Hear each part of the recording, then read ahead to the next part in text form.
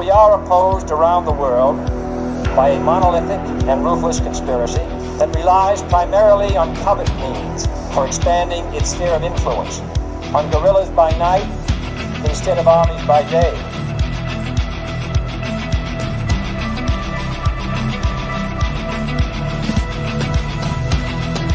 On infiltration instead of invasion, on subversion instead of elections. If I were the devil, I'd take from those who have and give to those who want it until I had killed the incentive of the ambitious. Violence and vandalism is being led by Antifa and other radical left-wing groups who are terrorizing the innocent, destroying jobs, hurting businesses, and burning down buildings.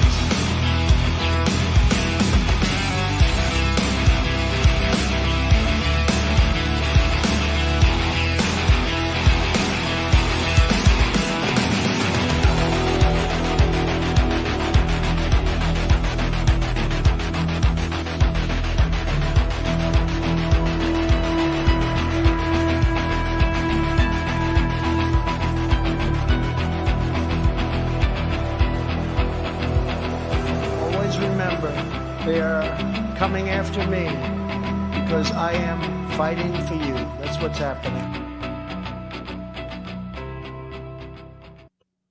Greetings, fellow thought criminals, and thank you for joining the insurrection. I'm Michael Lauber, and today I'm joined by author, activist, and whistleblower Gino Young. How you doing this morning, Gino? I'm doing very well, and you? Oh, just another day in paradise, trying to stay dry over here. We've got the great flood happening outside. I apologize for being late. We had some technical difficulties, but I think they're sorted out now. But Gino, if you could kind of give our audience a rundown on who you are real quick. And then I also want to let you guys know, I was fortunate enough to be asked to sit in for Dr. Jamie Glazoff on his program over on Front Page Mag, the Glazoff Gang. And Gino will be my guest for that program. So keep an eye out for that. The episode should be up this weekend. All right, so everyone, my name is Gino Young. I'm an education whistleblower from the South Side of Chicago, and I spent some time, 14 months actually, working in the Illinois education system in the South Suburban school system of Chicago. And what I saw was so horrible that it gave me the impetus to write a memoir that's now a best-selling memoir, actually, by the way, as of 2 weeks ago on Amazon. The title of it is Sex, Drugs, and you got it. Sex, Drugs, and Illiteracy, the Death of Education in America. And I just chronicle what I saw. I break it down. I don't mince words. And I not only do I tell what I saw, but I give, towards the end of the book, I give my opinion of what we can do from both the federal and state standpoint, what we can do to rectify these issues, because they're only getting worse and they aren't going to get any better. Yeah, and guys, make sure you go pick up this book. We talk about this a lot, that it is important to support the people doing the work behind the scenes, the people that are brave enough to come forward and sound the alarms. Get 2 copies. What you really want to do is get a copy for yourself and a loaner copy. Go hand it out to your friends, family, other people that you know that will understand that this will activate. This is a fantastic book. You're not going to believe some of the stories and some of what Gino dealt with working in the schools in Chicago. I mean, but it also shows, big part of why we're in the situation that we're in right now, that our schools have turned away from education and towards indoctrination, that thankfully they just don't care. There's no order in the classroom. They're basically not even trying. And that's a big part of why we're in this system we're in this failing system we're in right now. It needs to be revamped from the bottom up. We've got to get back to leading the world in education instead of slipping further and further behind. Absolutely. And, the things that I saw in the book, a lot of it, the main criticism I get sometimes, oh, well, you're a little bit too blunt or you're a little bit too graphic. I say, well, anyone who says that, I always say to them, on the back of the book, I have a quote where I say that I want this book to be everything for education that Uncle Tom's Cabin was for slavery. And one of the main criticisms of Harriet Beecher Stowe back in the 1800s was that she was too graphic in what she depicted in that book, and how horrific slavery was. And it actually exposed it to the rest of the world because they did not really know what was going on here in America and just how bad it was. And, I want to blow the lid off of it. I don't want to cover any of it up. I don't want to sugarcoat anything, because the best exposés are those that are fearless. And when she met with President Lincoln, I'm paraphrasing, but he said something to the effect of, so you're the little old lady who has started this great war. referencing, of course, the Civil War at that time. So Yeah. she was very brave in that time, and that's what I want to do in my time in the best way that I can. Just expose it all and let the world see it, let the whole world see it. Well, and you're exactly right. People need to know the truth. They can't have this softened version of what's happening where it's diluted. People need to know just how bad this problem is, and that's clearly what you've done. I mean, you've been the target of aggression from the left. They call you all kinds of horrible names. They, they attack. It's ad hominem attacks because they can't attack what you're actually were witness to. There's no way for them to justify the things that you saw in the classroom. So instead, they go after your character. They try to besmirch you. They give you, again, ad hominem attacks. They do not address the real problem. Instead, they try to distract from it, to call you names, and hope that will be enough to get people to look away. But you're right. People need to know the truth. They need to know the horrible truth of what's going on. And we've already seen why this is effective. I mean, at the beginning of COVID, when they sent all these kids home, and all of a sudden parents saw what they were learning when they were on remote programs away from the classroom, that's what woke a lot of people up. And we need more of that. They have to understand just how bad the problem is and how deep the roots are, that it isn't just a few bad teachers here and there, that this is systemic. And in a lot of cases, it's being... if not perpetrated by the school districts, it's being encouraged or allowed, or they turn a blind eye to it. I'm really not quite sure which. I mean, it probably depends on the school district, but this is by design and it has to be changed. A lot of these teachers and administrators, unfortunately, need to be removed from the classroom and never allowed near children ever again. Ever again.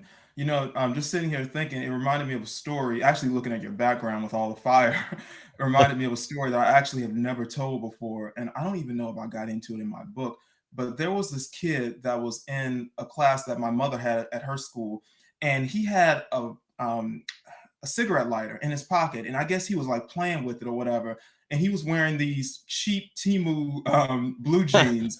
And so he was just playing with the cigarette lighter, playing with it, I guess, thinking that he was, I don't know, all these kids are off to an extent. I don't know what's wrong with them. I don't know.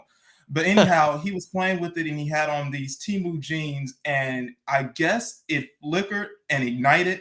Long story short, his pants caught on fire. He got up running out of the classroom, screaming, waving his hands over his head, and flew into the nearby bathroom that was right near the classroom.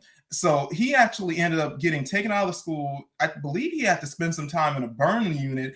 And at that point, the cops found out about it. And I guess he had been involved with a carjacking or something a couple of weeks prior. So his warrants, I guess they finally caught up with him. And he was sitting there in the hospital handcuffed to the bed. So, I mean, that's one story. And that happened last school year. And I don't even think that I got to put that in my book because it just happened a couple of months back at a school that my mother was working at.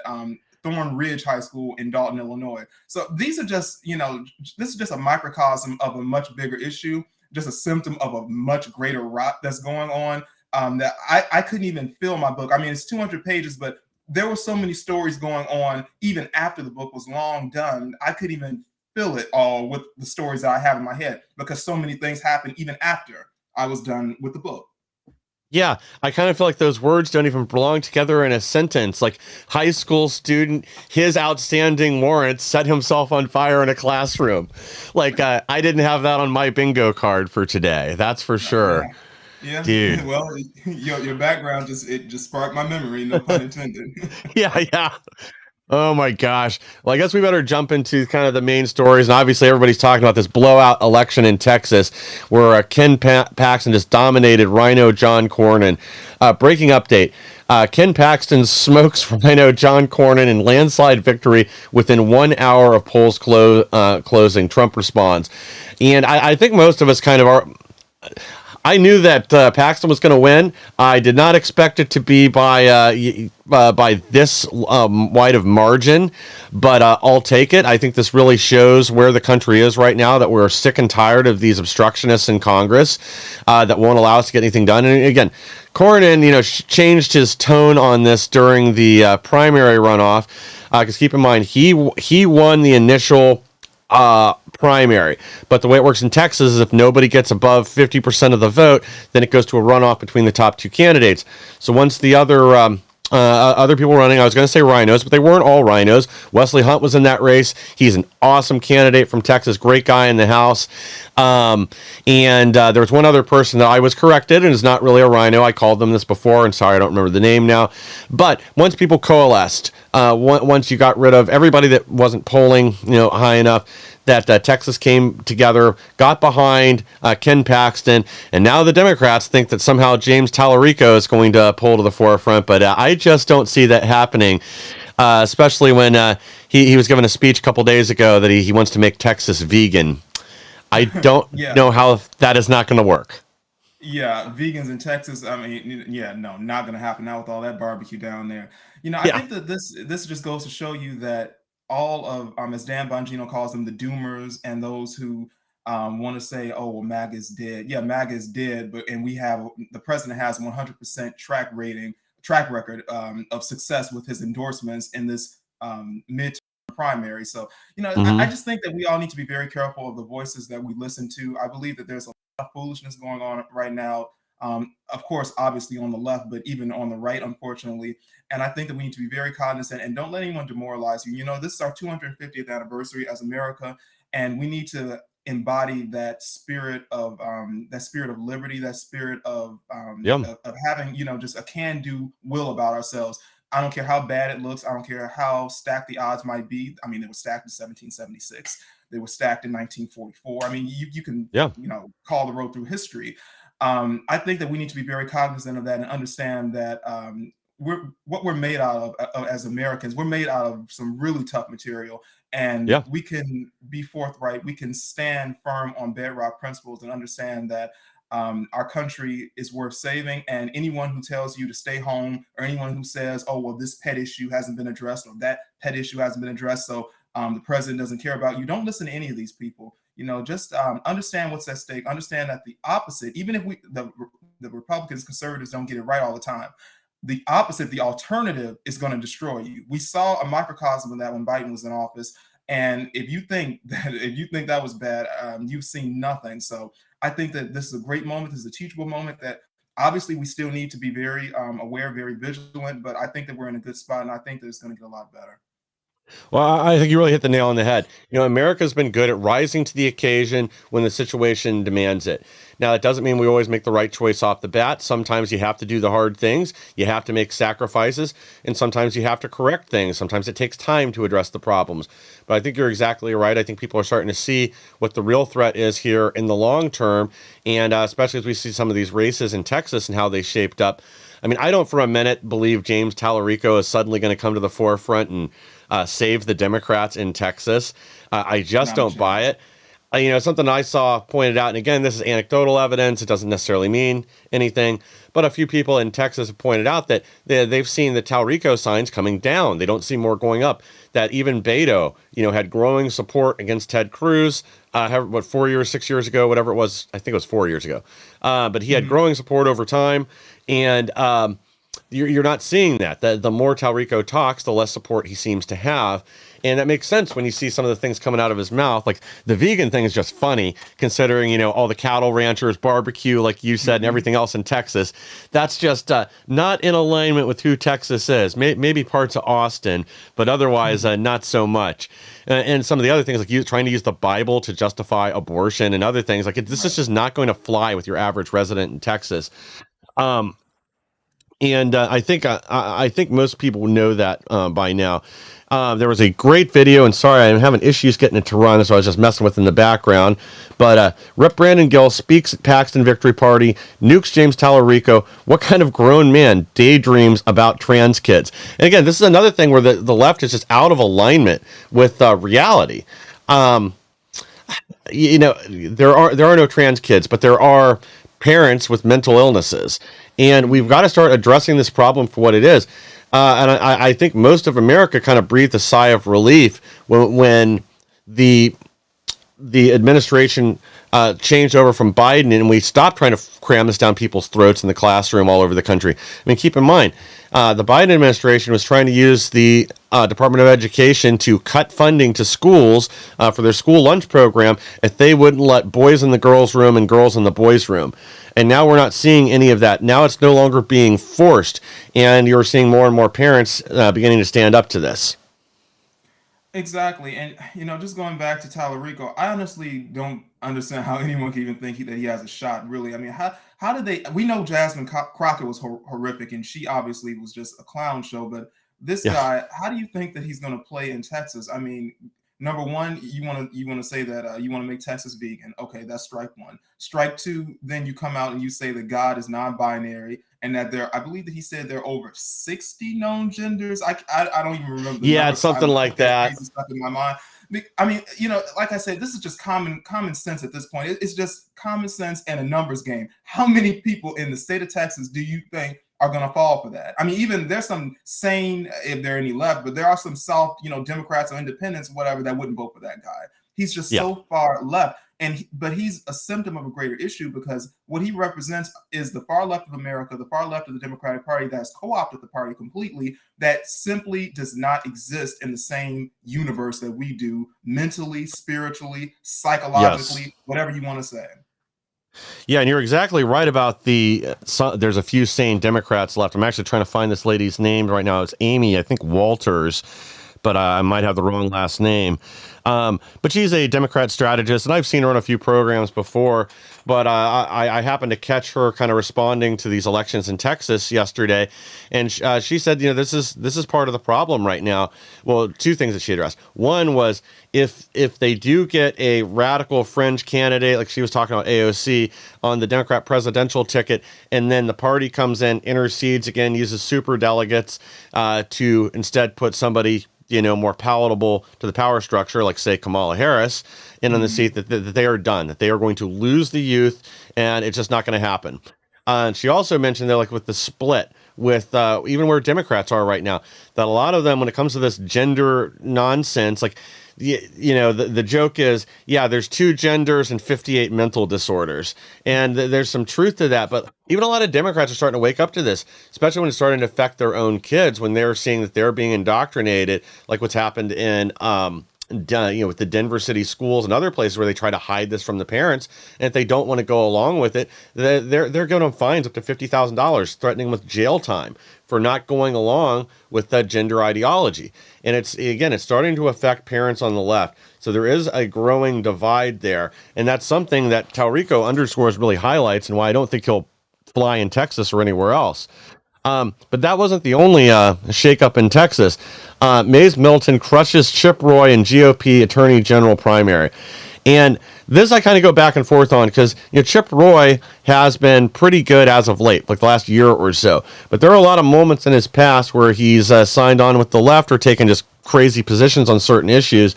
But the other thing that people are pointing out is this Mays Middleton kind of bought the primary. He spent $15 million of his own money. Plus a lot from PACs and other things, and that it was essentially like a media blitz. Now, again, I haven't really heard anything negative about him. I think there's more people upset that Chip Roy is an insider. He's somebody that's been there. And again, like I said, he's been really good on some issues. He's really been leading the fight against the Sharia cities and other things in Texas right now, right along with Ken Paxton, and against a lot of the kind of rhino Republicans that are in in the Texas Senate especially.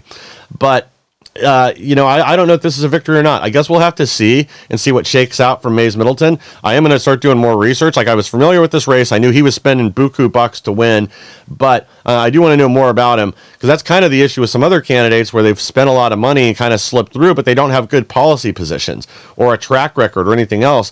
But when you can just run an ad blitz and get a lot of votes, kind of drum up support that way, that's not always necessarily a good thing. And that's the truth. And I don't have many things against Chip Roy personally. I do know that he's done some great things, and I appreciate those things. I know he's done some silly things as well. But my main issue, and I mean, you can call me petty or whatever you want to call me, but I don't forget things, and loyalty counts for a lot for me. It just does. And I don't like the fact that when things looked the worst for President Trump. I'm talking about in that 2022-2023 era, that he Mm-hmm. and a lot of others thought that it was a good idea to jump ship and go running after shiny objects, whether it was DeSantis or whoever else was running at the time. I have a problem with that. And the problem that I have specifically with the DeSantis campaign and the people that were associated with that the most is that they used MSNBC style talking points to run Yes. against President Trump. Now, if you want to run against him, if you want to do that, that's your right as an American. You can do that, but you put up an honest argument. I don't like that they actually use tactics from MSNBC and CNN style tactics and ideologies Yeah. that are found primarily on the left as people, quote unquote, on the right to attack the president. If you didn't want him, if you didn't like him, or you thought this time had passed, that's your prerogative as an American citizen. But be honest about it. And I think they ran a really nasty campaign, and Chip Roy was a part of that. So, I mean, you can call it comeuppance, you can call it what you want, but he's out. You're exactly right. And that's I'm glad you brought up the DeSantis campaign, because that's the thing. Like, there were, Vivek Ramaswamy, like him or not, he's running for governor here in Ohio. A lot of people have mixed feelings about that. But when he ran in the primary, he did it the right way. He didn't run personal attacks on President Trump. The areas where he criticized policy, I mean, it's hard to say he was wrong on some of these, like some of the cabinet choices that Trump had in his first term. I mean, you got to be real. Some of them were not good picks. So he picked. Yeah. Let's just be honest about it. Yeah, he picked issues like that. Or other times he said, what President Trump did here was great, but I think we need to expand and do this. He, complimented policy, said we need to take things further. He did it the right way. It was no personal attacks, and where he had disagreements, he either had a solid foundation to place it on, or he said, this approach was too soft. And I got to say, with a few things, he's right. We talked about it a lot, like not prosecuting Hillary Clinton. I think that would have set the tone in his first term, and things would have been different. I understand that, Trump has said, and he's admitted he was wrong about this too, that he thought it would be a unifying factor. He didn't realize just how rabid some of these people are on the left and some of these rhinos are. But yeah, there's a right way and a wrong way to do things. DeSantis, and it wasn't just DeSantis, honestly, it was a lot of the people around him, because we even had issues with this, because this is kind of how, when Derek and I launched this program, we'd reached out to some people on that campaign, and because we had criticized DeSantis prior to that, or laughed about his lift shoes, they didn't want anything to do with this. They were nasty about it. Like, I would have given them a chance to come on and at least talk about things. Not that I think they're right on a lot of stuff, but when you attack people personally, or take this approach where that you're above criticism, that just doesn't fly with people. Yeah, Never Back Down PAC, that was their name. Never Back Down PAC had some of the most disgusting people in it. And they said some of the most horrific things. I wish I had $1 for all the people from Never Back Down that actually blocked me on Twitter, formerly Twitter X now. It's so ridiculous. But they ran a very disgusting campaign. And like you said, and I don't have anything too personal against Ron DeSantis, but I don't, if you want to run for a leadership role as high as the president, when you run in the primary, I think that's like a test drive, and that's showing us the type of people, the type of influences that you'll surround yourself with. And surrounding himself with such disgusting personalities, that sort of makes me question how he would serve had he ever gotten anywhere near 1600 Pennsylvania Avenue. So, good point. Make of that what you will. Yeah, well, you make a good point there too. And here's the big thing, and this is what I kept pointing to during that campaign, is Ron DeSantis promised not to run against Trump if Trump ran for office again, and then he broke that promise. And to me, again, like, that's, if you say you're going to do something, you better do it. And if you say you're not going to do something, you better not do it. Now, again, if there was some outside factor to that, some other reason, if Trump, I don't know, had a stroke and was completely off his rocker, and again, I'm just saying this, and all of a sudden he decides to jump in the race, again, totally understand it, change of circumstances. That's not what happened, though. Well, I guess let's shift over to some other some good news from these primaries from yesterday, and that's the caveman is out. Breaking: Texas Democrat Al Green loses primary runoff, gets booted from his seat after more than 2 decades in Congress. So everybody knows who this guy is, loves to shake his cane at union addresses. I think he's been removed from 2 of them now for doing that. My camera right now where it's freezing and cutting out. But me and Al Green, he's toast, he's gone, and I think the country is better off for it. I guess he can go back to being researched for being the missing link. Yeah, I know that's right. it's really good to see him out. Hopefully, we can get some more out. If we could get that guy out in South Carolina, what's his name, Clyburn. If we can get him out, that would Oh be a yeah. great thing. I mean, he's got to go. Not to say that the replacement is going to be any better, because now you've got these young, invigorated, far left people that are going to be taking these spots. But I'm tired of looking at him. His time is over. Just get him out of here. Get him out. Yeah, and that's the thing. Like, they've been the same way for decades and Hmm. decades. They can't keep Yep. hanging on to it. Hopefully, we'll get to South Carolina today because once again we have these rhinos in their Senate that have blocked the redistricting effort. I don't understand how we have this many people at high level office that refuse to use their power to fight back. That we put you there for a reason. It isn't to be nice anymore. We're not dealing with the Democrats of the 1970s or 80s. Those No. days are long behind us, where you could reach across the aisle, or where when something happened, sorry guys, I'm going to bring it up again, but in the 1980s, when American college students were kidnapped down in Grenada, Ronald Reagan and what's his name? I had it a second ago. Now my brain's not working. But they, came together. They addressed addressed the nation. Said, "We've got to go down. We've got to rescue these people. It's our duty." We sent troops into Grenada. We killed the commies. We rescued the college students. We came back to the U.S. within a few days. And we used to be able to reach across the aisle and do things like that. Come together, especially when America was attacked. But that's not who we're dealing with today. These are literal communists. They are people that want to bring down and destroy our nation.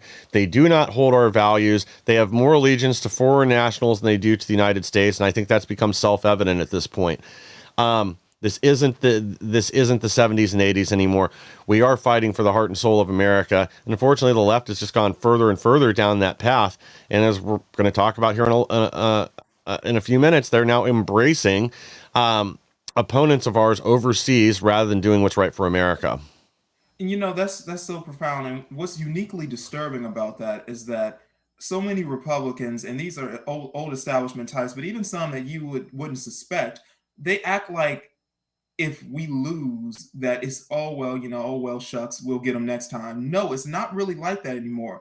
If we lose, America loses. The country Yeah. that we understand, the country that we have as it stands now, does not exist if these people win. And I'm not being hyperbolic, but that's just how it is, because they have such an enormous crevasse or Divide. chasm in between what Yeah. we believe and what they believe, and what they hold dear and what we hold dear. And they simply do not believe in America. They think that is dirty, rotten, irredeemable, and racist, and that it needs to be burned to the ground and resurrected, recreated in the image of whatever new socialist fad there is at the time. And I think that that's the problem that so many Republicans don't understand, is that Yeah. if these people win, they're playing for keeps. They're already talking about in certain magazines, these post-World War II style Nazi-like Yep. re-education camps, or trials that they want to have, not re-education camps, trials that they want to have against all those who support the president and President Trump's cabinet. They're not joking about this stuff. They leak it Yeah. now. It might be tongue in cheek now, but if they get all the power, they seize the power. I mean, you saw what they did with the January 6th people. How far do you think they can go?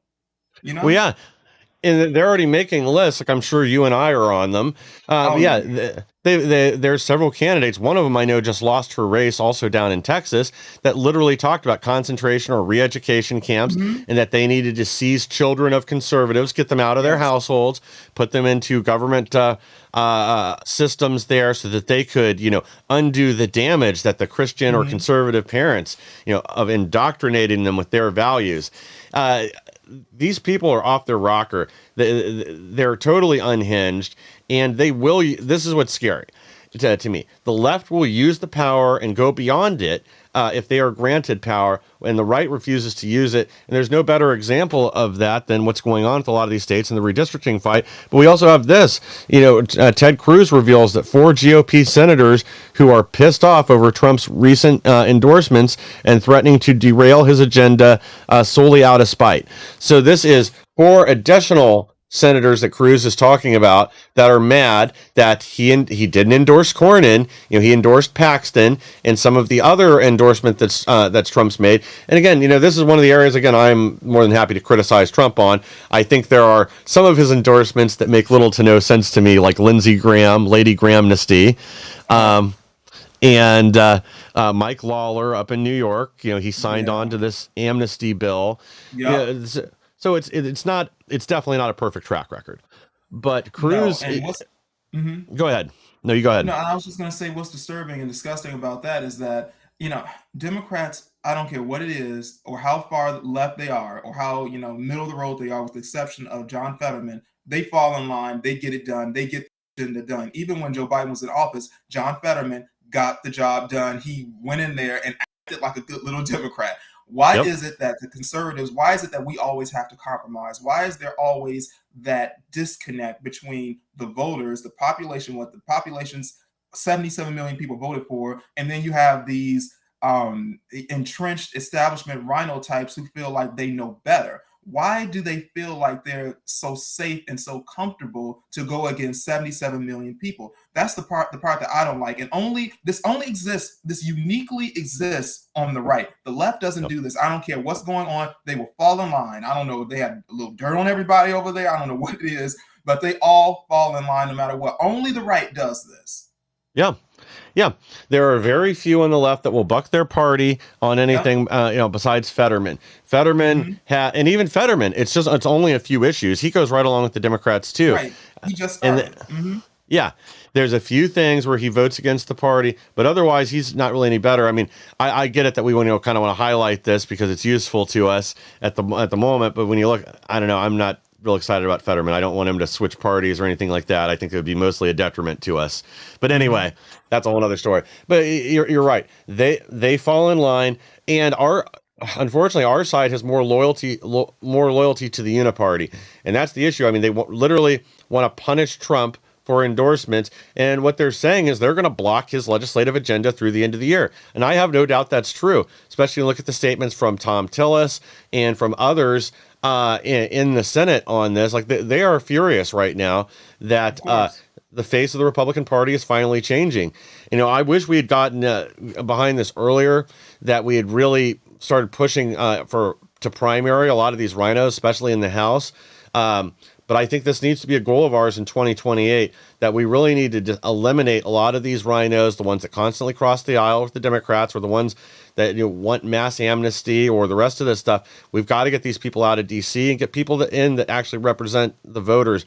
The real concentration on this, though, needs to be in the Senate, because unfortunately that's where the hardliners are. And we talk about it all the time. It's Lisa Murkowski, Susan Collins, and the rest of this rhino cabal, Tom Tillis. And even John Cornyn, because keep in mind, this guy was no conservative until 3 months ago. Then all of a sudden he put on the mask and he tries to hide, and all of a sudden his positions change. And you can bet your bottom dollar he will be out there voting with the Democrats on issues in the Senate from now to when he leaves next January, because that's who these people are. Of course, he's going to be acting like a woman scorned from now on, and it's unfortunate, because.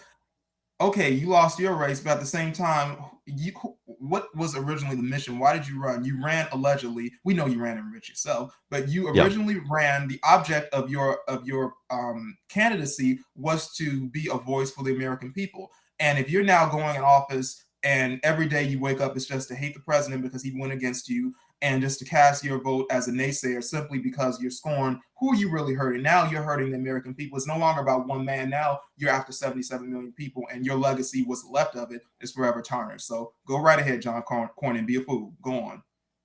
Well, he'll continue to, and this is what it means. I mean, this is the kind of people that Cornyn and others are. GOP-led South Carolina Senate fails to pass Trump-backed redistricting effort. And I really don't understand it, or because it isn't just South Carolina. It's been Indiana, Utah, numerous other states that they are there to protect the Democrats. I don't. Yeah. I mean, I don't get it at all. Or how they let themselves get painted into a corner with this stuff and pretend that somehow like these VRA districts. Well, it would be racist to get rid of them. No, keeping them there is racist. And the other thing that kills me with this is people forget like the whole reason for this was to protect blacks in the South from the Jim Crow Democrats following the civil rights movement, because they were trying to use other laws and other powers within the state to diminish the black vote, prevent them from registering to vote. So that's why these VRA districts were created to begin with. But we are not at a point where they're necessary, and now they've just become a tool of the left left to lock people into a small area and preserve a voting base that primarily votes for Democrats. But this is not the reality that we're in anymore. These race-based districts, again, if we put this the other way, if all of a sudden I wanted to create, white districts to represent that in Ohio, I would rightly be, tarred and feathered.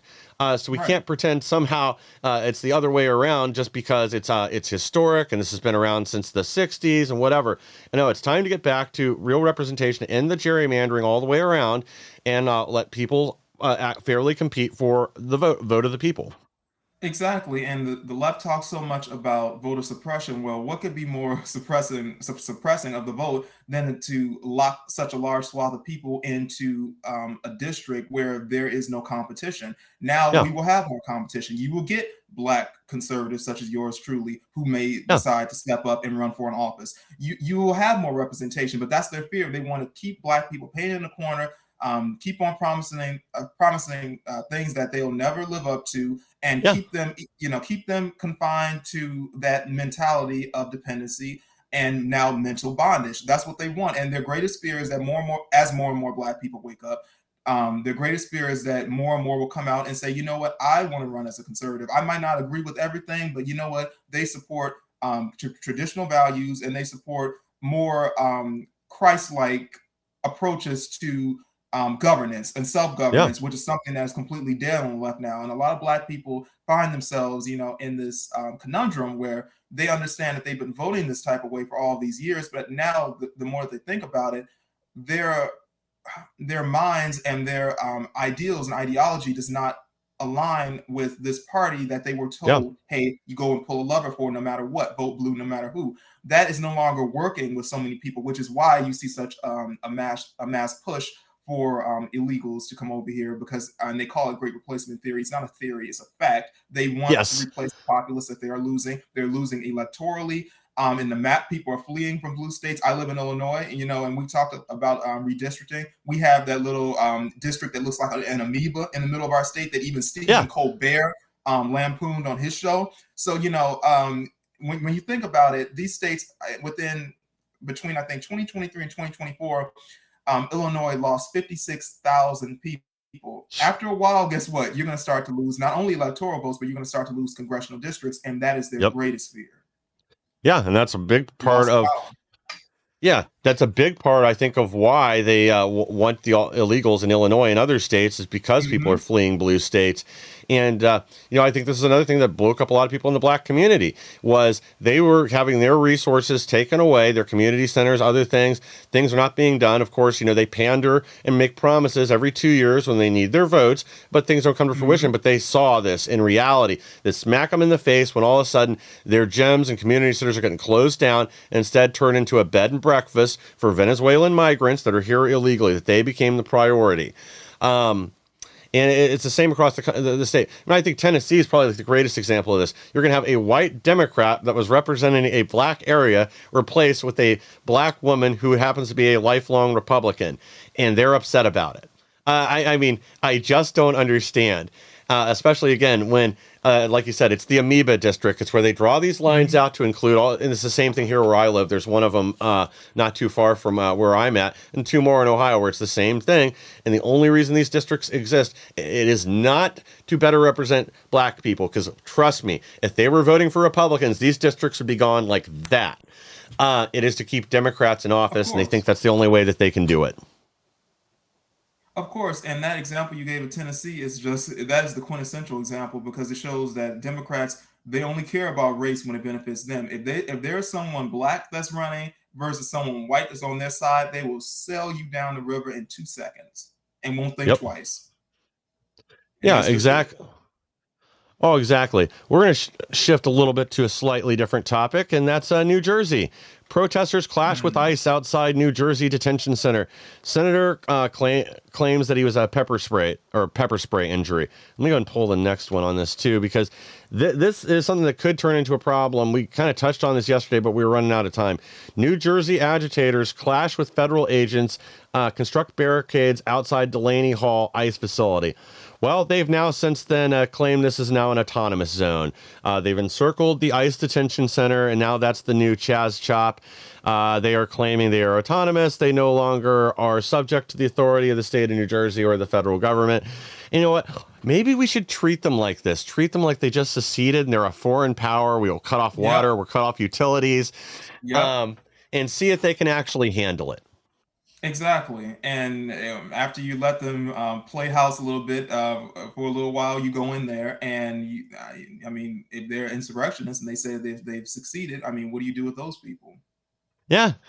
Time to round them all up. We'll treat them. We'll treat them like foreign prisoners of war. Maybe we'll put them a little time in Gitmo. They can go on vacation down in Cuba, and then they can come back here and tell everybody how oppressed they are and how terrible the U.S. government is. But don't pick fights you can't win. But honestly, I don't think that this is really being taken seriously. It's not like Oregon or Washington State, where they'll go along with it, let these people play pretend, and have their own little country for a little while. I don't think it's going to be tolerated the same way. But these are the tactics, and I think this is yet another sign that as things start to warm up here, we are headed towards another summer of love. I don't think we're going to need a trigger event like before. I think they're just going to be out there in the streets, and that's certainly going to happen if Neville Singham and some of these other billionaires on the left have anything to do with it. Exactly, but that's what they want because that's their playbook, and it worked like a charm. I mean, we know what really happened in 2020, but they couldn't have got as far as they did had it not been for the rage that they incited that entire summer. What they're looking for is another George Floyd type. They need that type, the shiny object, something terrible to happen. It was Renee Good, but she was white, a white woman, a white lesbian woman, couldn't work. Then it was Alex Preddy, a white man, couldn't work. They need someone, quote unquote, of color to get into a situation, either end up dead or seriously injured, so they can whip up tensions and have talking points to help them potentially sail through the midterms. That's what they need, because they know that the president more than likely never bet against President Trump. He's going to get the gas down. He's going to get Iran fixed. And if those things happen by July or August, they're cooked. They know they can't run against that. They just cannot. They don't have anything of substance to run against. So they need these shiny objects. They need identity politics. But I do believe that that's what they want. And they're using these people as useful idiots, hoping that one of them will take it just a little bit too far and end up, as they said on the show Different Strokes, wake up dead. And then we have to deal with it. Yeah, you're exactly right. They need another human sacrifice, because make no mistake, that's what it is. And the big problem with both Renee Good and Alex Preddy is once people watched the videos and saw things in context, saw Good go drive, baby, drive right before she hits the gas and tries to run over the ICE agent that was in front of her. And again, you can hear it on video. She hit him. He had to be treated for injuries. And this is the same guy that was run over and drugged down the street previously. So like it or not, the police were allowed to defend their life, protect themselves, especially if some wacko, trying to run you over with their minivan or SUV or whatever it was. Exactly. And Alex Preddy, same thing. This was not his first incident. This wasn't his first rodeo. The other video emerged of him kicking out taillights on a vehicle, assaulting the police.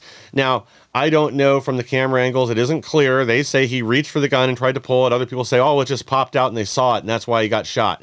Well, either way, if you're getting into a fist fight with police officers and you have a gun, you're taking a very, very big risk. So Exactly.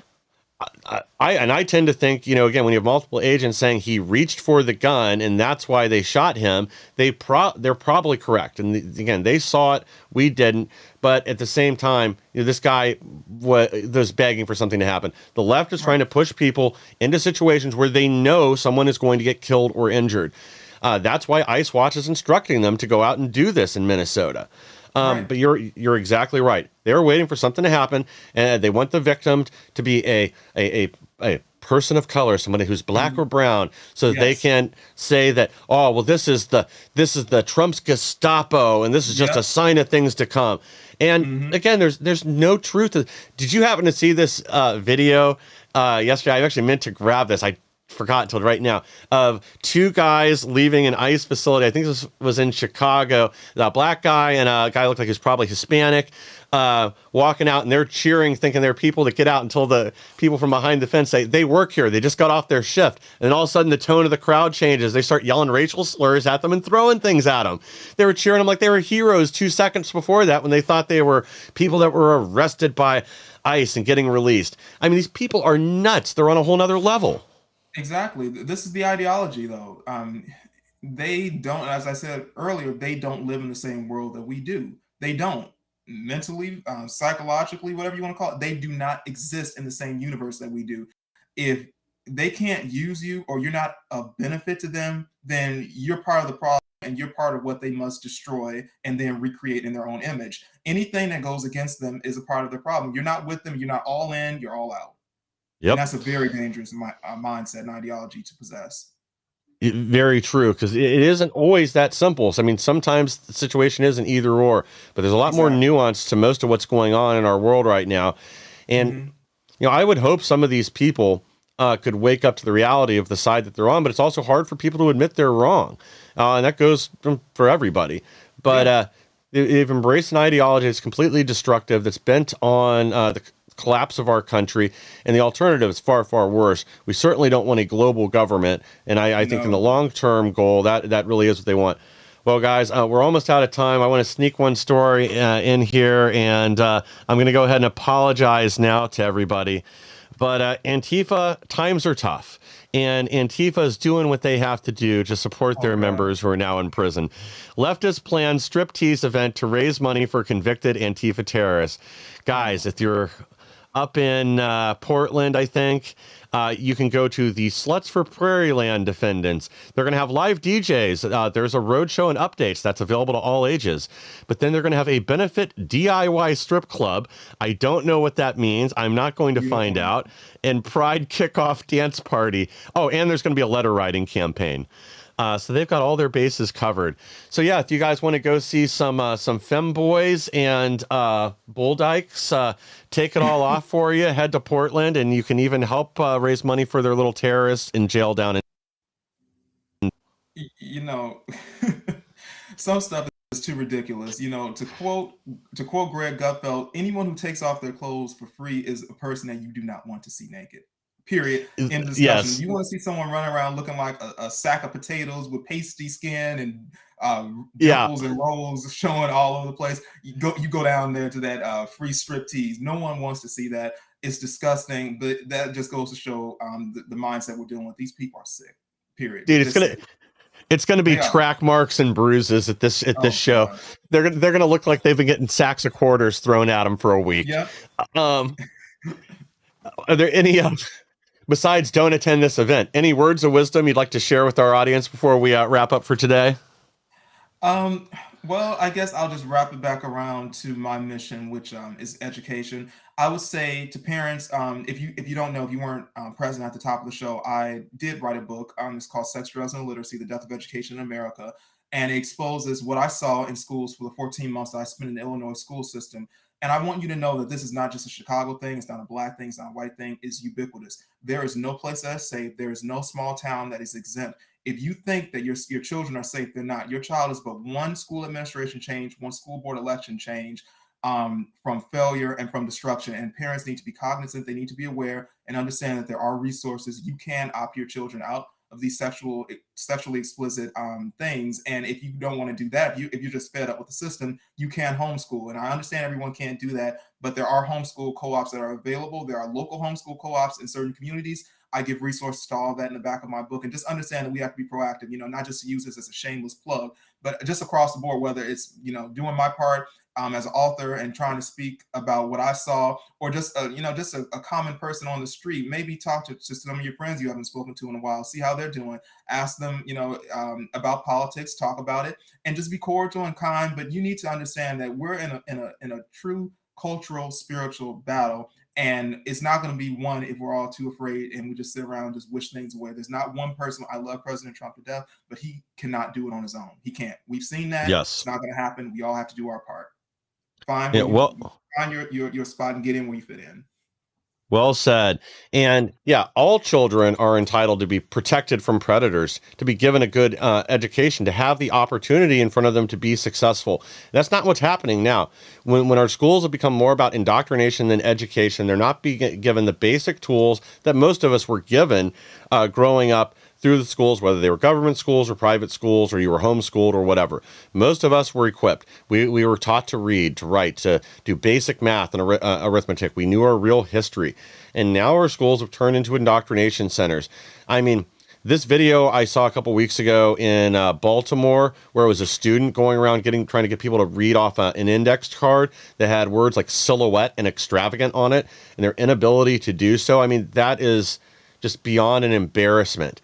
That this is not difficult. This should be common sense. You should be able to articulate your thoughts by the time you're out of high school. I don't expect you to be a neurosurgeon or anything like that, but you need to be able to do the basics. And right now, our schools are failing us. We are going to end up with a massive dependency class if this problem was not corrected immediately. We've already got a generation of people at a disadvantage. We have to fix this problem. We have to take it seriously if we want to save this nation, and the rest of the world could take a lesson from this here. But Gino, again, I want to thank you for being here. Thank you for all the hard work you're doing.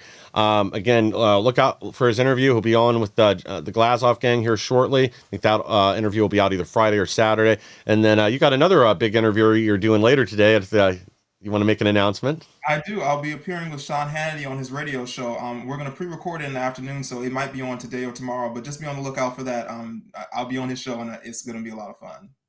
Awesome. Well, Gino, again, thank you for joining me today.